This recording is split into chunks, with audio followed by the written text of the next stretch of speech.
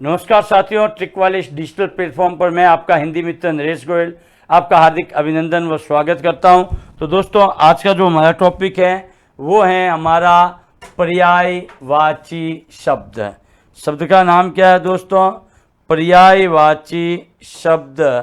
और पर्यायवाची शब्द की जब हम बात करते हैं दोस्तों, तो इसके अंतर्गत आपके पॉइंट आता है। देखिए, पर्यायवाची शब्द, पर्याय का अर्थ क्या होता है?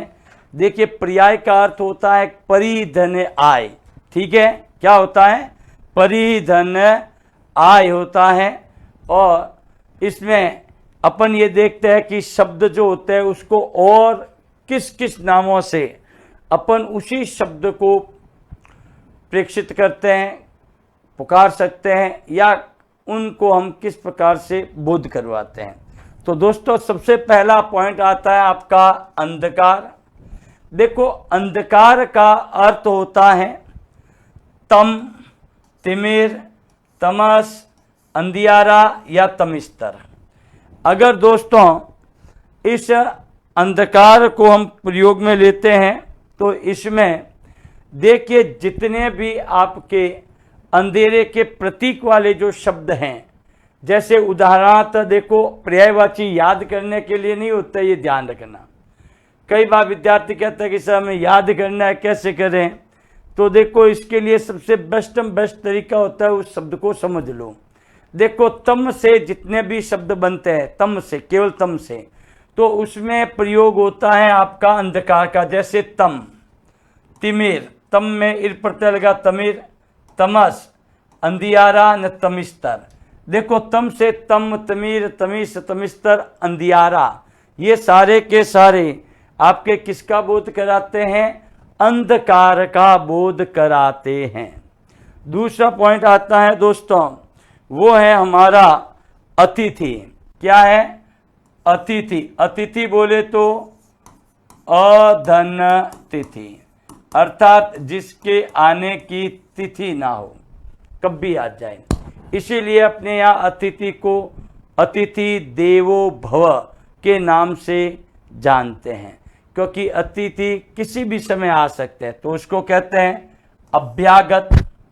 अभ्यागत का अर्थ होता है अभी धन आगत। आगत का मतलब आया हुआ, अभी बोले तो प्रधान या श्रेष्ठ। जो हमारे यहाँ आया है वो हमारा प्रधान है, इसलिए अपन उसको क्या कहते हैं? अभ्यागत। अभ्यागत के बाद में आगंतुक। आगंतुक, आगंतुक यानी कि आने तक, जो हमारे सामने आया है वो हमारा क्या है? आगंतुक है। उसके बाद इसको पाहुन भी कहते हैं। जिस प्रकार से पाहुणे कभी भी ससुराल में आ सकते हैं, वैसे ही अतिथि भी किसी भी समय आ सकता है। उसके बाद में आता है दोस्तों, वो है मेहमान। जो मेहमान है दोस्तों, वो भी हमारा किसका बोध कराता है? अतिथि का।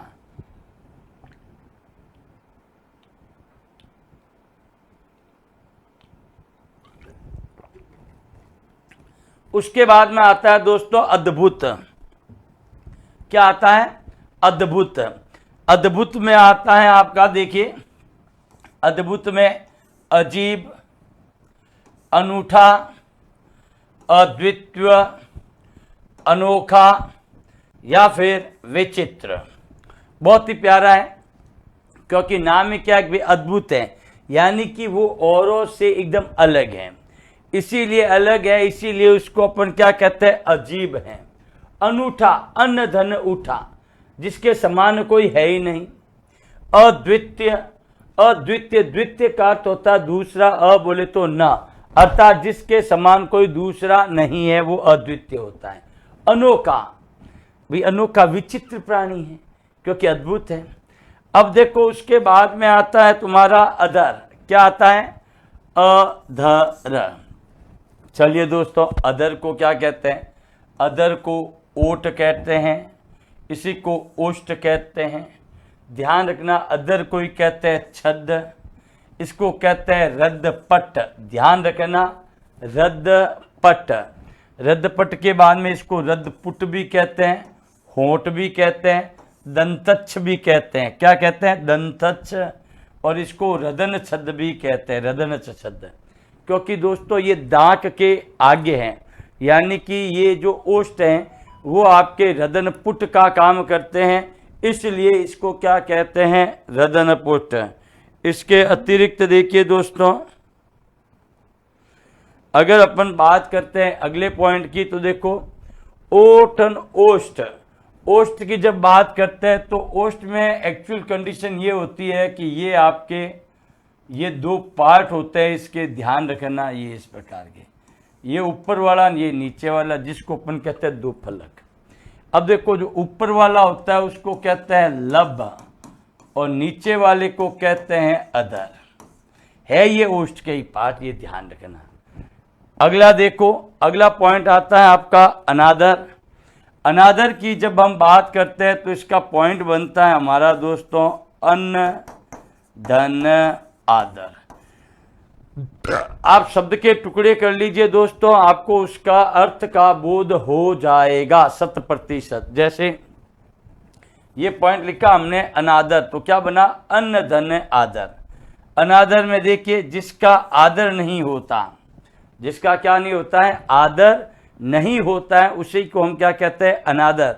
अब इस अनादर के जो पर्यायवाची जो शब्द हमें नजर आएंगे दोस्तों वो क्या होंगे? देखिए अपमान, अप धन मान, यानी कि अप का मतलब होता है बुरा या विपरीत, जो मान के विपरीत है, बुरा है, वो होता है अपमान। अवज्ञा, जिसकी हम आज्ञा नहीं मानते हैं वो अवज्ञा। तिरस्कार, ये तिरस्कार होगा। तिरस्धनकार, तिरस्कार, जिसका हम भाई सम्मान ही नहीं करते, हम उसका तिरस्कार करते हैं, तो इससे ज्यादा तो अपमान क्या होगा। नेक्स्ट देखो निरादर। निरादर बनता है निर्धन आदर। ध्यान रखना, जो आदर के बिना हो, और जो आदर के बिना होगा दोस्तों उसी को हम क्या कहेंगे? निरादर कहते हैं। तो यहाँ अपन देख सकते हैं दोस्तों कि जितने भी हमने अनादर के टुकड़े किए, ध्यान रखना पर्यायवाची में जब आप उसके अंदर उपसर्ग प्रत्यय या संधि का प्रयोग करोगे तो ऑटोमेटिक उस शब्द के अर्थ का आपको क्या हो जाएगा? बोध हो जाएगा। तो चलता है दोस्तों अगली स्लाइड की ओर। अपन ये लीजिए, अगली स्लाइड आपके सामने आ चुकी है। अगला पॉइंट है दोस्तों आपका, जिसका नाम है अनार। क्या नाम है? अनार। भाई अनार किसे कहते हैं? तो अनार को ताड़िम, ताड़िम ना कह के दाड़िम कह दो। इसको क्या कह दो? दाड़िम। ताड़िम की जगह लगाओ दाड़िम। ये थोड़ा फाइल को इधर उधर करते हैं तो थोड़ा सा प्रयोग हो जाता है। ये देखिए दाड़िम, तो इसको हम अपने भाषा में क्या कहते हैं? दाड़िम। दाड़िम के बाद में इसको जो पॉइंट दिया गया है वो दिया है मधु बीज। मधु बीज, देखो मधु, मधु का अर्थ होता है मीठा, शहद जैसा। बीज यानी कि ये शहद के जैसे बीज होते हैं, इसलिए इसको क्या कहते हैं? मधु बीज। चूंकि अनार के जो दाने होते हैं वो कैसे होते हैं? लाल रंग के, और लाल रंग किसका प्रतीक है? रक्त का। इसलिए दोस्तों इसको रक्त बीज भी कहते हैं। क्या कहते हैं? रक्त बीज। उसके बाद में इसको कहते हैं शुक्र प्रिय। शुक्र प्रिय बोले तो तोते का ये प्रिय फल होता है, इसलिए इसको शुक्र प्रिय या सुकोदन, ये तोते के मैन खाने के लिए होते हैं, इसलिए इसको सुकोदन भी कहते हैं। अगला आता है राम बीज। इसको राम बीज भी कहते हैं। किसको? अनार को। तो अनार के देखो कितने गए? दाड़िम, मधु बीज, रक्त बीज, राम बीज, शुक्र प्रिय, सुकोदन।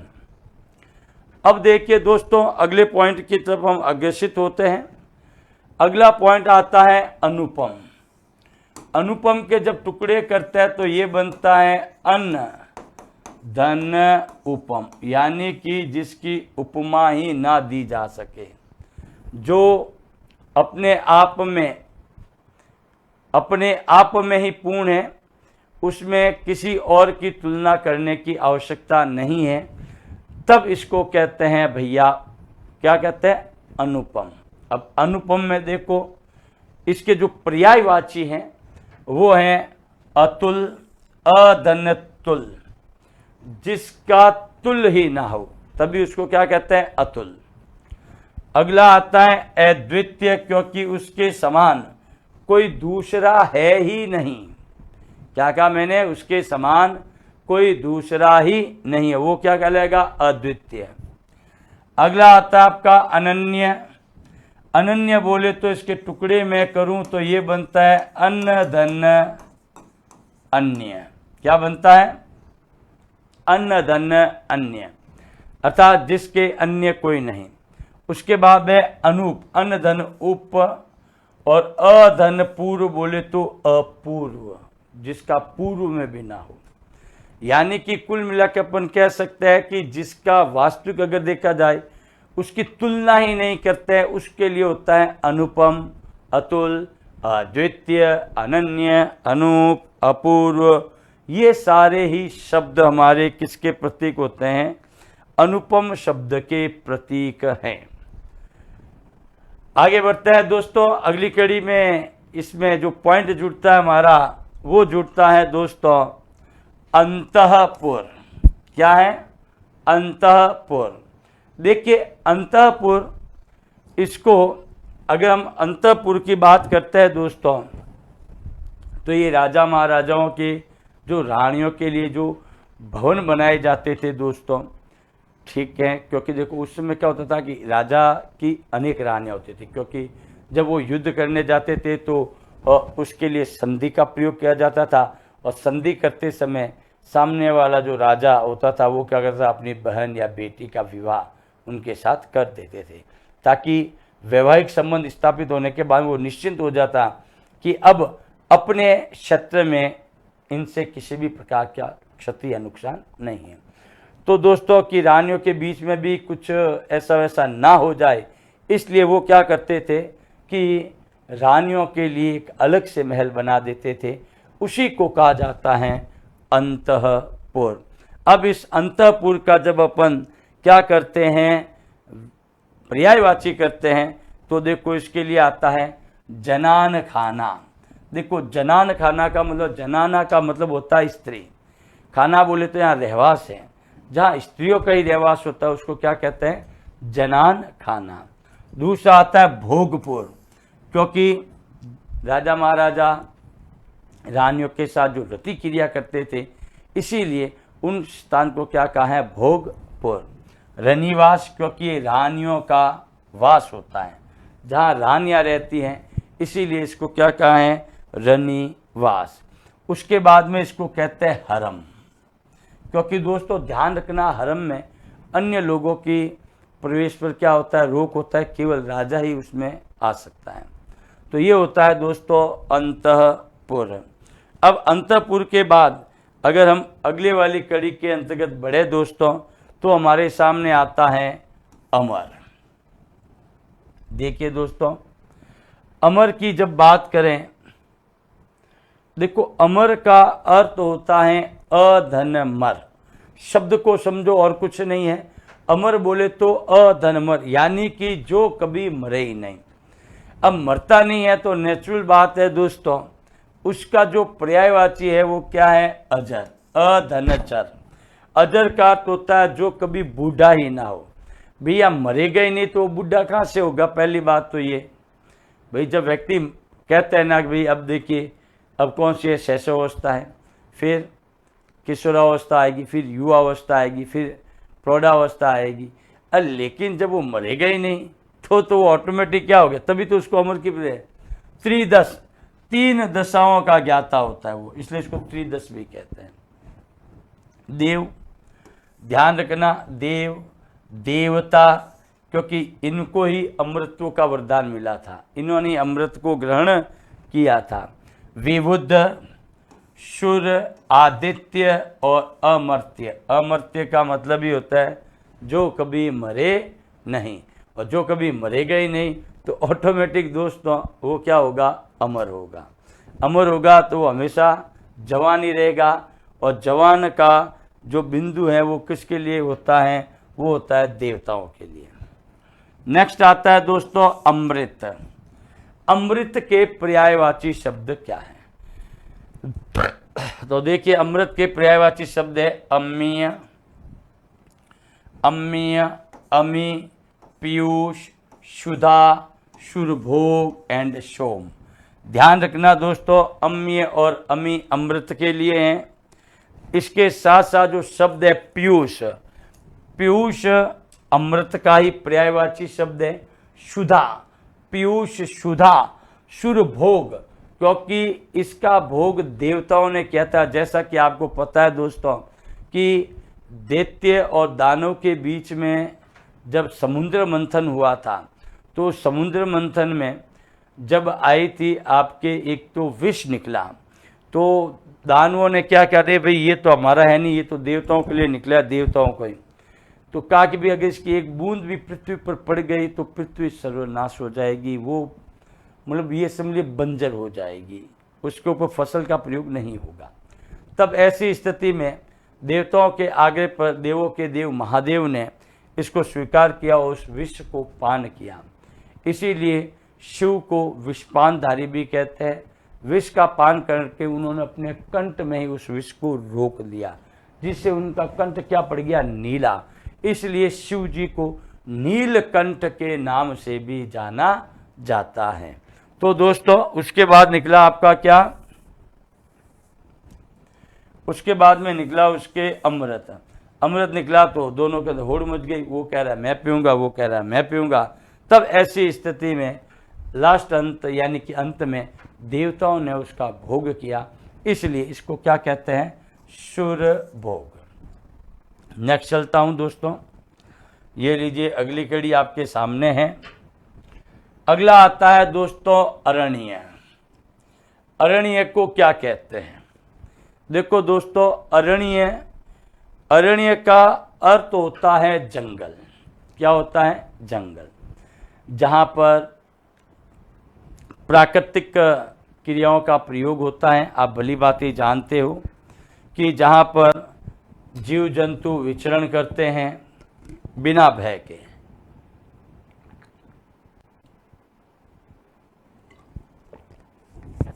बिना भय के क्या करते हैं, वो विचरण करते हैं। तो इस अरण्य को अपन किस किस नामों से जानते हैं, तो देखिए सबसे पहला आता है इसका अटवी। अटवी, कांतार, कानन, जंगल, निर्जन, क्योंकि दोस्तों जंगल के अंदर कोई व्यक्ति रहता नहीं है, इसलिए उसका नाम रखा है निर्धन जन, निर्जन।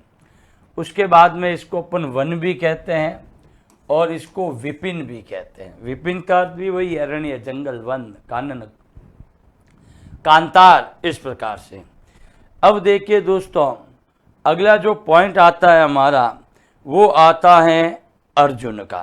किसका आता है, अर्जुन। जब दोस्तों हम अर्जुन की बात करें तो अर्जुन को और किस किस नामों से जानते हैं, चूंकि ये कुंती के पुत्र थे। किसके पुत्र थे, अर्जुन कुंती के पुत्र हैं, इसलिए इसको क्या कहते हैं, कौन्तेय कहते हैं। क्या कहते हैं, कौन्तेय। क्योंकि दोस्तों कुंती में एय प्रत्यय लगने पर, कौन सा प्रत्यय लगने पर, एय प्रत्यय लगने पर यह शब्द क्या बन जाएगा, कौन्तेय। दूसरा पॉइंट आता है गांडीवधारी, क्योंकि गांडीव का अर्थ होता है दोस्तों धनुष, और अर्जुन धनुष चलाने में क्या था दोस्तों, माहिर था। ये ध्यान रखना, धनुष चलाने में क्या था, बहुत ही माहिर था, और वो धनुष को धारण करता था, इसलिए इसको नाम क्या दिया गया, गांडीवधारी। नेक्स्ट देखिए, इसको गुड़ाकेश भी कहते हैं। गुड़ाकेश का मतलब होता है गुड़ाका, धन ईश। गुड़ाका का मतलब होता है नींद का स्वामी। चूंकि ध्यान रखना, जब ये वनवास में थे तो अर्जुन ने पूरे समय नींद नहीं ली, उन्होंने नींद पर क्या कर ली, विजय प्राप्त कर ली थी, इसलिए अर्जुन को कहते हैं गुड़ाका, गुड़ाकेश। उसके बाद में इनका नाम पड़ा धनंजय। धनंजय का मतलब होता है धनम, धन जय। उसके बाद आता है पार्थ। अगर ये बात मैं कहूँ पार्थ की, तो ये नाम श्री कृष्ण के द्वारा दिया गया था, हे पार्थ। ठीक है ना। तो ये थे हमारे सारे पॉइंट किसके, अर्जुन के। किसके थे, अर्जुन के। अर्जुन के बाद हमारा आता है अलंकार। क्या आता है, अलंकार। देखिए दोस्तों, अलंकार का अगर अपन टुकड़े भी करें तो ये बनता है हमारे अलम धन कार। अलम का मतलब होता है शोभित, सजना, संवरना। कार बोल तो करने वाला, जो शोभित करने वाला हो। इसलिए शोभा को बढ़ाने का कार्य करता है कौन, अलंकार का पर्यायवाची आभूषण। क्योंकि दोस्तों एक सिंपल सी वधु को भी अगर हम गहनों से श्रृंगारित कर दें तो उसके रूप में क्या आ जाता है, सौंदर्य, चमक। इसी को कहते हैं गहना, जेवर। ध्यान रखना, अलंकार का पर्यायवाची शब्द क्या है, आभूषण, गहना, जेवर, भूषण, मंडन और विभूषण। क्या है, भूषण, मंडप, मंडन एंड विभूषण। अगला आता है दोस्तों हमारा पॉइंट अश्व। क्या आता है, अश्व। भाई अश्व किसे कहते हैं, तो अश्व का मतलब होता है दोस्तों घोड़ा। अश्व का क्या है, घोड़ा। एक मिनट, इसको थोड़ा 2 मात्राएं ठोक दी है इन्होंने, ये लो। अपन कर देंगे, अगर थोड़ी बहुत मिस्टेक आ जाती है दोस्तों घबराना नहीं है, क्योंकि जब अपन टाइप करते हैं तो उसमें कुछ वर्ड आर्ट से फाइलें इधर उधर करते हैं तो ऑटोमेटिक वो फाइलें इधर से उधर होते समय मात्राओं में इसका क्या है, थोड़ा बहुत परिवर्तन हो जाता है। तो देखिए दोस्तों,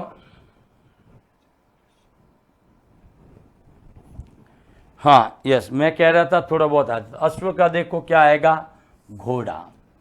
अश्व का पर्यायवाची शब्द क्या होगा, घोड़ा होगा। इसको घोटक भी कहते हैं। क्या कहते हैं, घोटक। इसको तुरंग भी कहते हैं। ध्यान रखना, पॉइंट क्या है, तुरंग। तुरंग का बाद में तुरंग नहीं होगा, बाजी। बाजी, ध्यान रखना, ये महाराष्ट्र के अंदर मराठी भाषा में इसको क्या कहते हैं, बाजी। तभी कहते हैं बाजीराव। सैंधव, क्या है, इसको सैंधव भी कहते हैं, इसको हय भी कहते हैं, इसको हरि भी कहते हैं। ये जो शब्द में सर्कल किया है हरि, ये हरि शब्द आपके कई जगह प्रयोग में लिया जाएगा। आपको ध्यान रखना है कि ये हरि उस समय किसके संदर्भ में प्रयुक्त लिया जा रहा है, उसके अनुसार इसका अर्थ होगा। फिलहाल तो देखिए, अश्व का, घोड़ा, घोटक, तुरंग, तुरग, बाजी, सैंधव, है, हरि, ये सारे आपके किसके हैं, अश्व के। उसके बाद में आता है दोस्तों असुर। असुर ये समझ लीजिए कि देवताओं के अपोजिट है, जो सुर ना हो। अधनसुर, सुर बोले तो देवता, जो देवता नहीं है वो क्या होंगे, असुर होंगे दोस्तों। क्योंकि सृष्टि के ऊपर 2 ही व्यक्ति पहले आए थे, एक तो था मनु और एक था धनु। तो मनु के द्वारा जो संतानें हुई वो आपके मानव कहलाई। उसी प्रकार धनु के द्वारा जो संतानें हुई वो क्या कहलाई, दानव कहलाई। तो मानव और दानव। तो ध्यान रखना, असुर ये रात्रि को चलते हैं। क्या चलता है, ये रात्रि में चलने का काम करते हैं, इसलिए इनको नाम दिया गया है तमचर। क्या नाम दिया गया है, तमचर। रात्रि में चलने वाले वो कहलाते हैं तमचर। उसके बाद में आता है धनुज। धनुज में देखो, मैंने आपको अभी बताया है कि मनु और धनु, मनु की संतान कहलाई मानव और धनु की संतान कहलाई दानव। तो धनु से ज का अर्थ होता है जन्म लेना, तो धनु से जन्म लेने वाले क्या कहलाएंगे, हमारे धनुज कहलाएंगे। उसके बाद में आता है दानव। दानव में देखिए विच्छेद करें तो ये बनता है धनु धन ए प्रत्यय। ए प्रत्यय आपका तद्धितवाचक प्रत्यय है, जो ये बोध कराता है कि इसमें धनु की जो संतान हुई वो क्या कहलाएगी दोस्तों, दानव कहलाएगी। उसके बाद में आती है दैत्य। दैत्य बनता है आपका दिति धन य प्रत्यय से। उसके बाद में आता है निशाचर। निशा का अर्थ होता है रात। निशा का अर्थ क्या होता है? रात होता है। आदित्य तो द्वितीय, द्वितीय में मात्रा छोटी और बड़ी का कंफ्यूजन रहता है।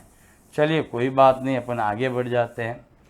निशा धनचर, ये देखो ये बनता है निशा।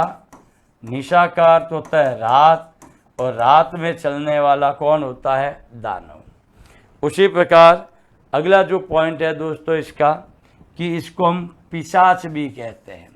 जब पिशाच का अर्थ दानव से होता है, बुरी आत्मा से कह सकते हैं। तभी तो देखिए कि जब अपन हनुमान चालीसा का पाठ करते हैं, उसमें एक पंक्ति में आता है कि भूत पिशाच निकट नहीं आवे, महावीर जब नाम सुनावे। ठीक है ना? तो ये पिशाच दानव का ही पर्यायवाची है। उसके बाद में आता है रजनीचर। क्या आता है? रजनीचर। रजनी का अर्थ होता है रात, चर बोले तो चलने वाला, अर्थात रात में चलने वाला रजनीचर। इसको अपन राक्षस भी कहते हैं। क्या कहते हैं? राक्षस। ये सारे ही हमारे किसका भेद है? ये हमारे सारे किसका बोध कराएंगे? दानव का। किसका बोध कराते हैं दोस्तों? दानव का बोध कराते हैं। अगली स्लाइड लेता हूं दोस्तों, ये लीजिए, ये कड़ी आपके सामने है। अब देखिए यहां पर जब हम चलते हैं, ये रिपीट कर दी इन्होंने, लग रहा है हो चुका है ये। हाँ बिल्कुल, इसको अपन कर देते हैं।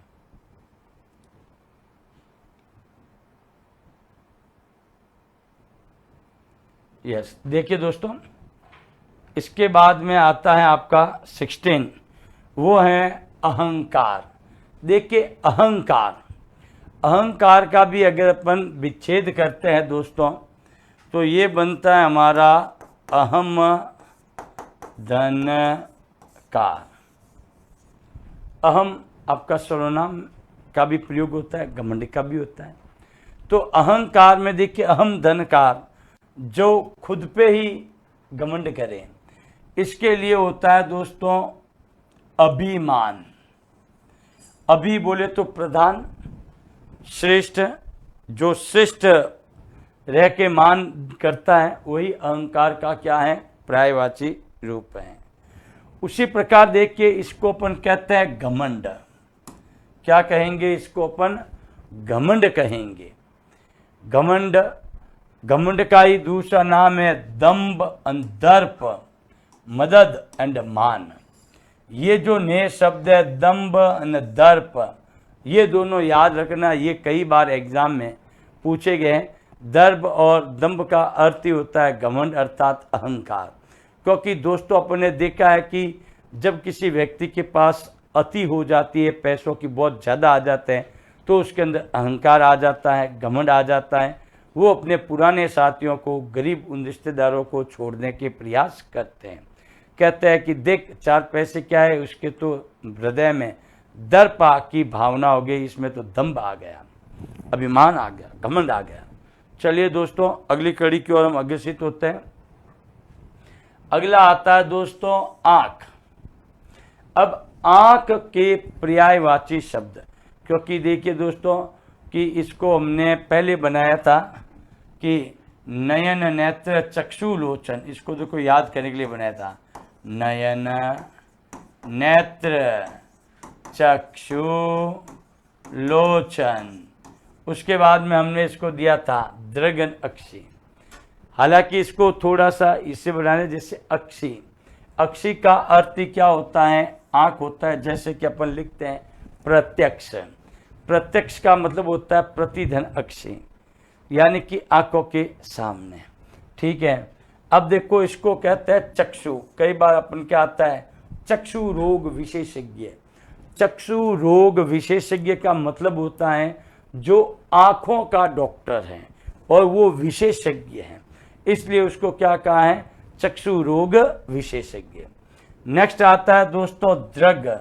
कहते हैं कि जब आपस में दृग मिलते हैं तो कुटुंब उखड़ते हैं। ठीक है ना? दृग बोले तो आंख।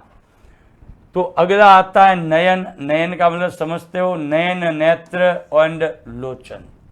इसका जो हमने पहले फॉर्मूला बनाया था कि नयन नेत्र चक्षु लोचन जग अक्षी के साम, नयन नेत्र चक्षु लोचन जग अक्षी के साम।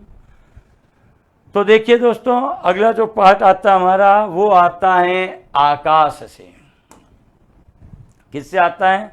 आकाश से। जब हम आकाश की बात करते हैं दोस्तों, तो आकाश को हम कहते हैं अंतरिक्ष। क्या कहते हैं आकाश को? अंतरिक्ष। क्योंकि ये जो आकाश है अर्थात अंतरिक्ष में ही मौल छोड़े जाते हैं। इसके बाद में देखिए दोस्तों, पॉइंट आता है हमारा अंतरिक्ष के बाद में। अंतरिक्ष के बाद में आता है अब्र। क्या आता है दोस्तों? अब्र आता है। अब्र का अर्थ ही आपका क्या है? आकाश ही है, ये ध्यान रखें। उसके बाद में आता है अंबर, गगन, नभ, द्यो, द्यो है ध्यान रखना, द्यो, व्योम एंड शून्य। पूरा ये शून्य, आकाश पूरा शून्य, घोर, इसलिए इसको क्या कहा गया है? शून्य कहा गया है। तो दोस्तों अपन ये देख सकते हैं कि आकाश के जितने भी पर्यायवाची जो शब्द दिए गए हैं, चाहे वो अंतरिक्ष हो, चाहे वो अब्र हो, चाहे वो अंबर हो, चाहे वो गगन हो, चाहे वो नभ हो, द्यो, व्योम एंड शून्य, ये सारे ही आपके आकाश के पर्यायवाची शब्दों का बोध कराते हैं। देखिए दोस्तों, अंतरिक्ष यानी कि जितने भी अंतरिक्ष में उपग्रह छोड़े गए अर्थात वही आकाश में। चूंकि दोस्तों जब अपन इस आकाश को ऊपर से ऐसे देखते हैं तो वो एक गोल गठ है, एकदम गोल, इसलिए इसका नाम क्या रखा? शून्य रखा है। तो देखिए, चूंकि आपने देखा होगा कि जो पक्षी होते हैं वो आकाश में उड़ते हैं, इसीलिए इन पक्षियों को क्या कहते हैं? नभचर। नभ बोले तो आकाश, चर बोले तो विचरण करने वाले, अर्थात आकाश में विचरण करने वाले। तो अपन टुकड़े करके देख सकते हैं कि नभ धन चर, तो नभ का अर्थ क्या होगा? आकाश होगा। अब आता है दोस्तों आग। क्या आता है? आग। जब हम आग की बात करें दोस्तों, तो आग के पर्यायवाची शब्द क्या होंगे? अग्नि। आग को क्या कहते हैं? अग्नि कहते हैं। अग्नि के बाद आता है अनल, क्योंकि अनल से ही देखो आपके कई, जैसे समुद्र में लगने वाली आग, जंगल में लगने वाली आग, ठीक है ना, पहाड़ों पर लगने वाली आग जैसे कि दावानल, ठीक है ना। इसमें तो अनल शब्द जब आ जाए, क्योंकि ये युग्म शब्द के अंदर भी बहुत ही बड़ी भूमिका निभाने वाले होते हैं, ध्यान रखना। क्योंकि जैसे कहते हैं ना कि जठराग्नि, जठराग्नि यानी पेट की आग, पेट की आग बड़ी खतरनाक आग होती है। तो ध्यान रखना ये अनल और एक होता है अनिल। अनल का अर्थ तो याद रखना कि दावानल, ठीक है, जंगल में, समुद्र में ये जो लगने वाली आग होती है उसके लिए प्रयुक्त होता है। तो और एक होता है अनिल, अनिल का अर्थ होता है हवा। तो ये ध्यान रखना हमें कि अग्नि का जो पर्यायवाची शब्द है वो क्या होगा? अनल होगा। उसके बाद में इसको कहते हैं जात वेद। उसके बाद में इसको कहा जाता है ज्वाला, क्योंकि दोस्तों आग की जो लपटें होती है उसी को क्या कहते हैं? ज्वाला। नेक्स्ट आता है कि शानु, दहन, दहन का काम होता है पावक। हुतासन, ये ध्यान रखना, हुतासन, हुतासन ये अग्नि का पर्यायवाची शब्द है, हुतासन। उसके बाद में आता है वैश्वानर। वैश्वानर की जब अपन बात करें तो ये बनता है वैश्वानर। ये बहुत शानदार पॉइंट है, ये ध्यान, हुतासन, कृषाणु, ज्वाला, जातवेद, ये सारे के सारे हमारे किसका बोध कराते हैं? अग्नि का बोध कराते हैं। तो दोस्तों चलते हैं इसके अगले पॉइंट की ओर, जिसका अगला जो पॉइंट है वो है दोस्तों हमारे क्या? आत्मा। ये एक परमात्मा का ही अंश होता है, इसलिए कहा जाता है दोस्तों कि मृत्यु के बाद आत्मा परमात्मा से क्या होती है? मिलन। अर्थात अपन ये कह सकते हैं कि ये परमात्मा का एक अंश है और परमात्मा का दूसरा नाम है ब्रह्मा। तो इसको हम कह सकते हैं ब्रह्मांश। क्या कह सकते हैं, ब्रह्मांश आ जाएगा। ये देख लीजिए, यहां अगर मैं देखूं दोस्तों, सबसे पहले क्या आता है, चैतन्य। चैतन्य का अर्थ होता है जिसके अंदर चेतना, अर्थात जो सजीव होता है, जिसके अंदर हर चीज के मूवमेंट नजर आते हैं, वो होता है दोस्तों सजीव, अर्थात इसमें चैतन्य भाव है, अर्थात अभी इसमें आत्मा है। नेक्स्ट देखिए, इसी को कहा जाता है जीव। ध्यान रखना, जब तक आत्मा हृदय के अर्थात शरीर में रहती है तब तक ही हमारा मूवमेंट होता है, तब भी हम क्या कहलाते हैं, सजीव कहलाते हैं। इसी सजीव को जीव नाम की संज्ञा दी गई है। उसके बाद में आता है ब्रह्म। ब्रह्मा प्रभु, क्योंकि इस सृष्टि की रचना ब्रह्मा जी ने की है और इन जीवों का निर्माण भी किसने किया है, ब्रह्मा जी ने किया है। इसीलिए इसको ब्रह्म भी कहते हैं, ब्रह्म का अंश भी कहते हैं। ध्यान रखना, ब्रह्म धन अंश, सॉरी, ब्रह्म धन अंश। उसके बाद में देखिए, इसको शून्य देह भी कहते हैं। ध्यान रखना, कौन सा देह कहते हैं, देह, देह का तो होता शरीर।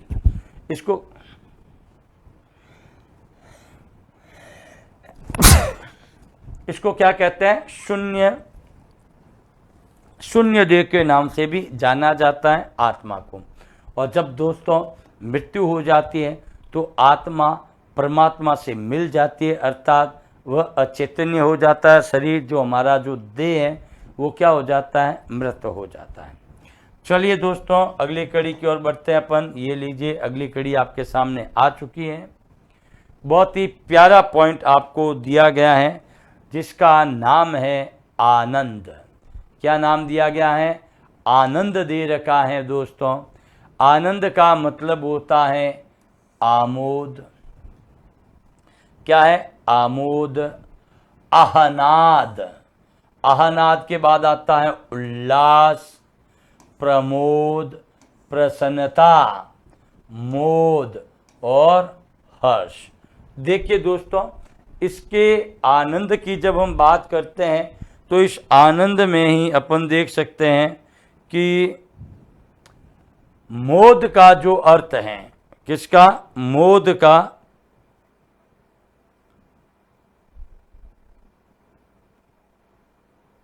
तो देखिए दोस्तों, प्रमोद का अर्थ आनंद से ही लिया गया है, ये ध्यान रखें। क्योंकि प्रमोद का, ये देखो हम जैसे इसमें एक पहला पॉइंट दिया है, आमोद का अर्थ, ये हमारे सामने आता है दोस्तों। क्योंकि आमोद का अर्थ होता है प्रसन्नता, खुशी। क्या होता है, प्रसन्नता, खुशी। तो प्रसन्नता, खुशी, ये सारे ही आपके किसके पर्यायवाची है, आनंद के। तो आनंद का अर्थ ही क्या होता है, आमोद। जिसको पढ़कर, सुनकर, देखकर हमें आनंद की प्राप्ति होती है, अर्थात प्रसन्नता होती है, अर्थात आमोद होता है। उसके बाद आता आहनाद। आहनाद के देखो ये पॉइंट बनता है आह धन नाद। नाद का मतलब झनकार होता है, जिसके झनकार से ही रोम रोम खिल जाता है, तब हम कहते हैं आनंद की प्राप्ति हुई है। अब देखिए उल्लास। उल्लास का मतलब होता है उत धन लास, यानी कि जिसमें ऊपर उछल उछल कर खुशी हो, प्रसन्नता हो, तो वो क्या होता है, आनंद का ही पर्यायवाची शब्द है। शब्द आता है प्रमोद। प्रमोद का अर्थ ही वही खुशी से है, उत्साह से है। प्रमोद के बाद ये देखो प्रसन्नता आ गया, मोद वही खुशी से है, हर्ष। हर्ष का अर्थ क्या होता है, खुशी। यहाँ अगर आप बार बार देखोगे तो खुशी, प्रसन्नता, ये सारे ये कब प्राप्त होगी, जब हमें आनंद की प्राप्ति होगी। और एक बात हमेशा ध्यान रखना दोस्तों, आनंद की प्राप्ति होती है तो हमारा शरीर का अंग अंग क्या होता है, प्रसन्न होता है। क्या होता है दोस्तों, प्रसन्न होता है। और मन में जो क्रियाएं होती है वो उछलती कूदती रहती हैं। उसके बाद में देखिए दोस्तों, अगला जो पॉइंट आता है हमारा, वो आता है क्या, आम। क्या आता है, आम। आम की बात करें तो इसको अपन अमृत फल, क्योंकि ध्यान रखना ये फल अमृत के समान रसीला होता है। ध्यान रखना आम की ऋतु दोस्तों आ चुकी है और आम खाने का मजा ही कुछ अलग होता है, इसलिए इसको अमृत फल की संज्ञा दी गई है। उसके बाद में आम को ही क्या कहा जाता है? आम्र तत्सम शब्द है। ये आपका आम्र शब्द क्या है? तत्सम शब्द है। आम्र से ही तद्भव बनता है क्या? हमारा आम। उसके बाद में इसको फलराज भी कहा जाता है। क्या कहा जाता है? फलराज, क्योंकि ये दोस्तों फलों का राजा है। किसका राजा है? फलों का राजा है, इसलिए इसको क्या कहा गया है? फलराज। चूंकि दोस्तों आम होते हैं क्या? रसीले। आम क्या होते हैं? रसीले होते हैं, इसलिए इसको रसाल नाम की संज्ञा दी गई है। रसाल के बाद देखिए इसको हम कह सकते हैं सहकार, साथ करने वाला सहकार, क्योंकि ये देखिए फलों में, वैसे भी देखिए आम फलों का राजा है, रसीला है, इसलिए इसको आम्र, फलराज, अमृत फल, रसाल, रसीला है। देखिए आम बिल्कुल रस से भरा पड़ा है उसके अंदर, इसीलिए ध्यान रखना कि अपने यहाँ तो लोग आम का आम रस करते हैं। क्या निकालते हैं? आम रस। और दोस्तों इस आमों के रसों से ही जो लोग भोजन में भी इसका प्रयोग करते हैं, ठंडा सेवन करने से बहुत आनंद की प्राप्ति होती है। जब ये आम दोस्तों कच्चे होते हैं तो इन कच्चे आमों का अचार भी डाला जाता है अपने यहाँ, जिसको अपन कहते हैं कैरी। चलिए दोस्तों आगे बढ़ते हैं अपन अगले कड़ी की ओर। अगला पॉइंट हमारा बहुत ही शानदार पॉइंट है, नाम है इसका आयुष्मान। क्या नाम है? आयुष्मान। आयुष्मान की जब मैं बात करता हूं दोस्तों तो इसको कहा जाता है चिरायु। चिरायु में देखिए पॉइंट बनता है चिर धन आयु। ध्यान रखिए कि पर्यायवाची शब्द रटने नहीं है, पर्यायवाची शब्द के टुकड़े करके समझो तो ऑटोमेटिक आपके बिल्कुल मस्तिष्क में प्रभावी हो जाएंगे, एकदम फिक्स हो जाएंगे, फिर जीवन में कभी नहीं भूलोगे। तो देखो चिर धन आयु, चिर चिर आपका उपसर्ग है जिसका अर्थ होता है सदैव या लंबी या सदैव आयु रहे। तो जिसकी आयु सदैव रहे तभी उसके आगे क्या कहते हैं? चिरायु। ध्यान रखना कि शादी की कुमकुम पत्री के अंतर्गत वर और वधु के आगे, वर के आगे लिखा जाता है चिरायु। क्या लिखा जाता है? चिरायु। उसके बाद में आता है चिरंजीवी। चिरंजीवी का मतलब होता है चिरम धन जीवी, यानी कि जो सदैव जीवित रहे। दीर्घ जीवी, दीर्घ का अर्थ होता है बड़ा, जीव बोले तो या जीवित यानी कि आयु, जिसकी आयु बड़ी रहे, वही क्या होता है? दीर्घ जीवी। आज भी जो हमारे वृद्ध जो हमारे होते हैं पूर्वज, वो हमें आशीर्वाद के रूप में कहते हैं चिरंजीवी, दीर्घ जीवी, दीर्घायु। अब दीर्घायु में देखो जब इसके टुकड़े करें तो ये क्या बनेगा? दीर्घ धन आयु। क्या बनेगा? दीर्घ धन आयु। दीर्घ स्वर संधि का यहाँ प्रयोग किया गया है। और दीर्घायु में अपन ये देख सकते हैं जिसकी आयु बड़ी हो। अगला पॉइंट आता है दोस्तों शतायु। क्या आता है? शतायु। शतायु का जब अपन प्रयोग करते हैं दोस्तों तो ये बनता है हमारा सत धन आयु। क्या बनता है? सत धन आयु। सत, सत का अर्थ होता है 100, ये ध्यान रखना। सत का अर्थ क्या होता है? 100, और आयु यानी कि जिसकी सॉरी यहाँ पर है सत बोले तो 100, जिसकी आयु 100 वर्ष की हो। क्या हो? 100 वर्ष की हो, उसी क्या कहते हैं अपन? शतायु कहते हैं। तो दोस्तों अब आयुष्मान के बाद आयुष्मान, आयुष्मती, ये ध्यान रखना आप। चलिए दोस्तों अगली कड़ी की ओर अपन अग्रसित होते हैं और अगली कड़ी का जो पॉइंट आता है हमारा वो आता है हमारा इच्छा का। किसका आता है? इच्छा। चलिए दोस्तों इच्छा की बात करते हैं अपन। तो देखिए इच्छा में जो हमारे हृदय के अंदर जो भाव उत्पन्न होते हैं किसी वस्तु की प्राप्ति के लिए, उसके प्रति हमारे जो भाव उठते हैं वो प्रभाव होता है किसका? इच्छा का। इसीलिए देखो इसको नाम दिया गया है अभिलाषा। अभी वही अभी उपसर्ग है, प्रधान, श्रेष्ठ, जिसकी प्रधान रूप से हम इच्छा करते हैं, वही हमारी क्या होती है, अभिलाषा होती है। क्या होती है, अभिलाषा होती है। अब अभिलाषा के बाद में अगर हम देखें तो इसको हम कहते हैं आकांक्षा। आ उपसर्ग है, ये ध्यान रखना, जिसकी इच्छा तक रहती है हमें कि भाई यहाँ तक ये इस कार्य की हम क्या करते हैं, आकांक्षा करते हैं। हम भी आकांक्षा करते हैं कि जो भी विद्यार्थी इस क्लास को अटेंड कर रहा है, पढ़ रहा है, वो अपनी अभिलाषा को पूर्ण करे, अपनी अभिलाषा को क्या करे, पूर्ण करे, अपनी आकांक्षा को वो प्राप्त करे। अर्थात जो सरकारी नौकरी के लिए जो सपने आप लोगों ने देखे हैं, वो नौकरी आपके कदम जरूर छुए, अवश्य छुए। इसी की हम क्या करते हैं, कामना करते हैं, क्योंकि हर लोग चाहना रखता है कि नौकरी सबको मिले। चूंकि ये मनोरथ है, मन धन रथ है, इसको क्या कहेंगे विच्छेद करने पर, मन धन रथ। हर व्यक्ति की क्या होती है, इच्छा होती है। उसके बाद में इसको कहते हैं लिप्सा। क्या कहते हैं, लिप्सा। और लिप्सा के बाद में इसको कहेंगे स्पृहा। स्पृहा का मतलब ही क्या है, इच्छा है। स्पृहा और इहा बोले तो इच्छा। तो ये सारे ही देखिए, अभिलाषा, आकांक्षा, कामना, चाह, मनोरथ, लिप्सा, स्पृहा। स्पृहा के बाद में इहा, ये सारे किसका बोध कराते हैं, ये सारे हमारी इच्छा का बोध कराते हैं। किसका बोध कराते हैं दोस्तों, इच्छा का बोध कराते हैं। अब देखिए दोस्तों, अगला जो पॉइंट आता है वो आता है इंद्र। अब देखिए इंद्र के पर्यायवाची शब्द हमारे कौन कौन से हैं।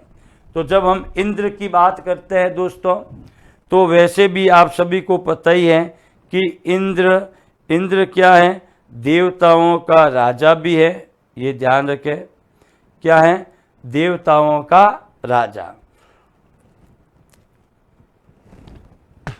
इसीलिए इंद्र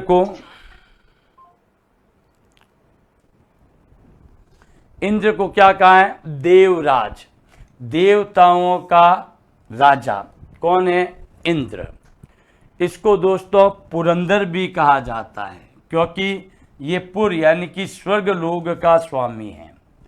किसका स्वामी है, स्वर्ग लोक का स्वामी है। इसलिए इसको किस नाम से बुलाया जाता है, पुरंदर के नाम से भी बुलाया जाता है। उसके बाद में वज्रायुध। वज्रायुध का मतलब होता है वज्र।